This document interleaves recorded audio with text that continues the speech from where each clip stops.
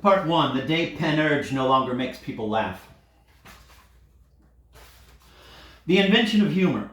The pregnant Madame Grangousier ate too much tripe and they had to give her a purgative. It was so strong that the placenta let go, the fetus gargantua slipped into a vein, traveled up her system, and came out of his mama's ear. From the very first lines, Rabelais's book shows its hand.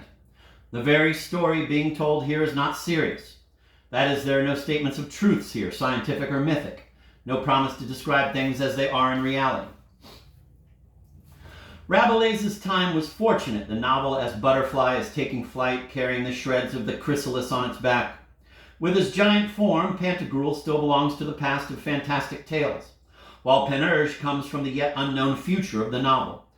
The extraordinary moment of the birth of a new art gives Rabelais's book an astounding richness. It has everything, the plausible and the implausible, allegory, satire, giants and ordinary men, anecdotes, meditations, voyages, real and fantastic, scholarly disputes, digressions of pure verbal virtuosity.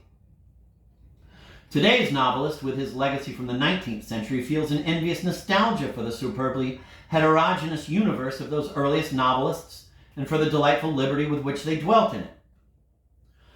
Just as Rabelais starts his book by dropping Gargantua onto the world stage from his mama's ear, so in the satanic verses after a mid-air plane explosion, do Salman Rushdie's two heroes fall through the air chattering, singing, and carrying on in comic and improbable fashion, while, quote, above, behind, below them in the void, end of quote, float reclining seats, paper cups, oxygen masks, and passengers. One of them, Gibriel Farishta, swims, quote, in air, butterfly stroke, breaststroke, bunching himself into a ball, spread eagling himself against the almost infinity of the almost dawn, end of quote.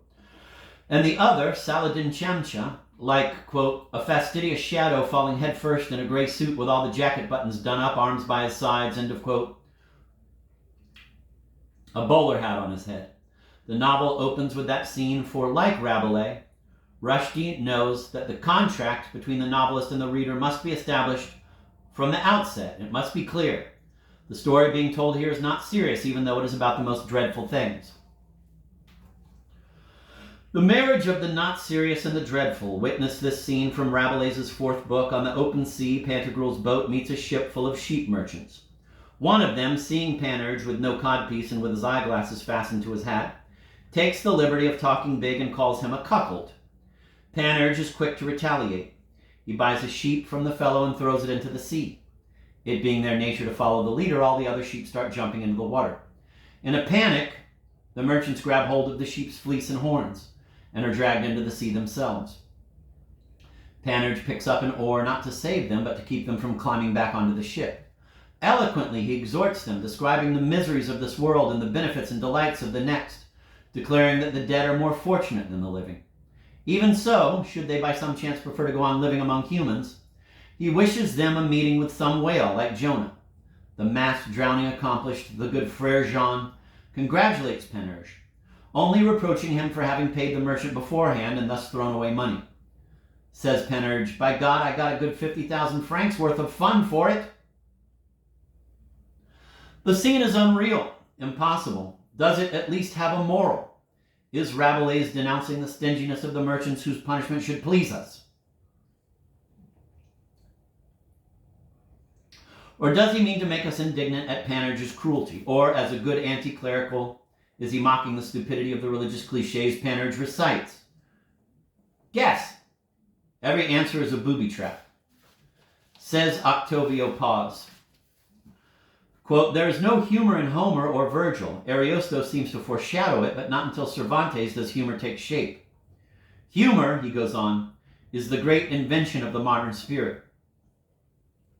A fundamental idea, humor is not an age-old human practice. It is an invention bound up with the birth of the novel.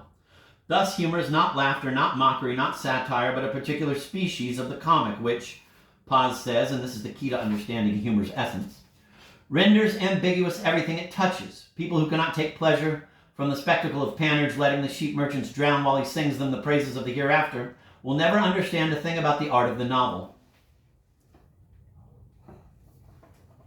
The realm where moral judgment is suspended.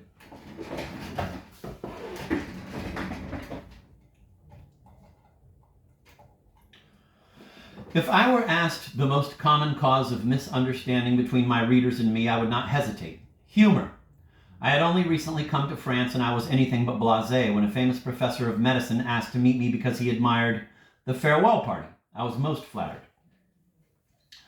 According to him, my novel was prophetic, and my character, Scrida, a doctor who treats apparently sterile women at a spa by injecting them secretly with his own sperm from a special syringe, I have hit on the great issue of the future. The professor invites me to a conference on artificial insemination. He pulls a sheet of paper from his pocket and reads me the draft of his own presentation. The gift of sperm must be anonymous, free of charge, and here he looks me in the eye, impelled by a threefold love. Love for an unknown ovum that seeks to accomplish its mission, the donor's love for his own individuality, which is to be perpetuated by the donation, and third, love for a couple that is suffering, unfulfilled. Then he looks me in the eye again. Much as he admires my work, he does have one criticism. I did not manage to express powerfully enough the moral beauty of the gift of semen. I defend myself. This is a comic novel. My doctor is a crackpot. You shouldn't be taking it all so seriously. So, he says, suspicious. Your novels aren't meant to be taken seriously? I am baffled, and suddenly I realize there is nothing harder to explain than humor. In the fourth book, there is a storm at sea. Everyone is on deck struggling to save the ship, all except Panurge, paralyzed with fear, who just whispers. His great lamentations go on for pages. When the storm abates, his courage returns, and he bawls all of them out for their laziness. And this is what's odd.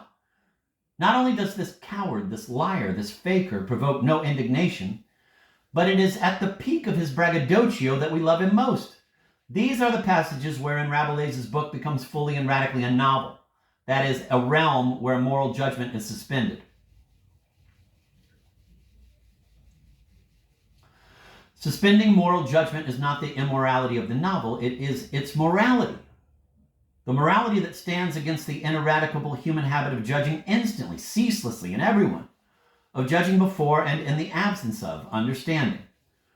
From the viewpoint of the novel's wisdom, that fervid readiness to judge is the most detestable stupidity, the most pernicious evil. Not that the novelist utterly denies that moral judgment is legitimate, but that he refuses it a place in the novel. If you like, you can accuse Panurge of cowardice, accuse Emma Bovary, accuse Rastignac. That's your business. The novelist has nothing to do with it. Creating the imaginary terrain where moral judgment is suspended was a move of enormous significance. Only there could novelistic characters develop that as individuals conceived not as a function of some pre-existent truth, as examples of good or evil, or as representations of objective laws in conflict, but as autonomous beings grounded in their own morality and their own laws. Western society habitually presents itself as the society of the rights of man. But before a man could have rights, he had to constitute himself as an individual, to consider himself such, and to be considered such. That could not happen without the long experience of the European arts, and particularly of the art of the novel, which teaches the reader to be curious about others and to try to comprehend truths that differ from his own. In this sense, E.M. Sioran is right to call European society, quote, the society of the novel, end of quote, and to speak of Europeans as, quote, the children of the novel. Profanation. The removal of gods from the world is one of the phenomena that characterize the modern era. The removal of gods does not mean atheism. It denotes the situation in which the individual, the thinking ego, supplants God as the basis for all things. Man may continue to keep his faith, to kneel in church, to pray at his bed, but his piety shall henceforward pertain only to his subjective universe. Having described this situation, Heidegger concludes, quote, and thus the gods eventually departed, the resulting void is filled by the historical and psychological exploration of myths, end of quote. The historical and psychological exploration of myths, of sacred texts, means rendering them profane, profaning them. Profane comes from the Latin profanum, the place in front of the temple, outside the temple. Profanation is thus the removal of the sacred out of the temple to a sphere outside religion. Insofar as laughter invisibly pervades the air of the novel, profanation by novel is the worst there is, for religion and humor are incompatible.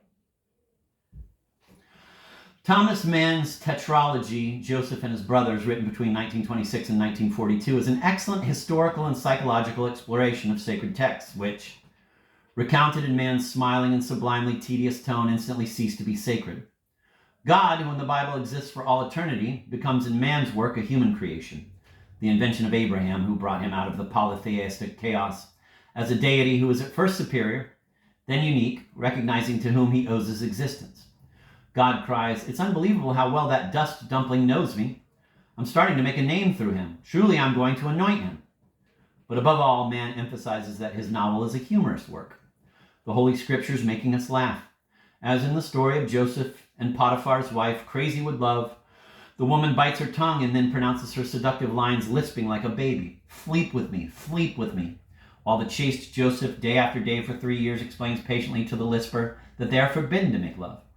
On the fateful day they are alone in the house, she starts up again demanding, "Sleep with me, sleep with me." And he yet again patiently, pedantically explains why they must not make love. But as he explains, he gets harder. My God, he gets so superbly hard that Potiphar's wife is driven mad by the sight.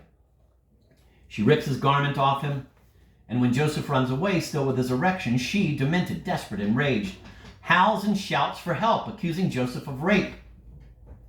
Man's novel won universal respect, proof that profanity was no longer considered an offense, but was henceforward an element of customary behavior. Over the course of the modern era, non-belief ceased to be defiant and provocative, and belief, for its part, lost its previous missionary or intolerant certainty.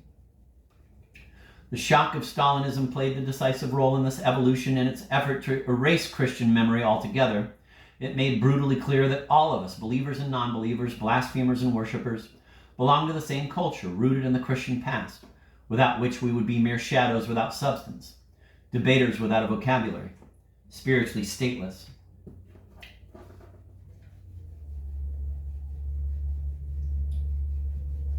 I was raised an atheist, and that suited me until the day when, in the darkest years of communism, I saw Christians being bullied. On the instant, the provocative, zestful atheism of my early youth vanished like some juvenile brainlessness. I understood my believing friends, and carried away by solidarity and by emotion, I sometimes went along with them to Mass. Still, I never arrived at the conviction that a God existed as a being that directs our destinies. Anyhow, what could I know about it? And they, what could they know?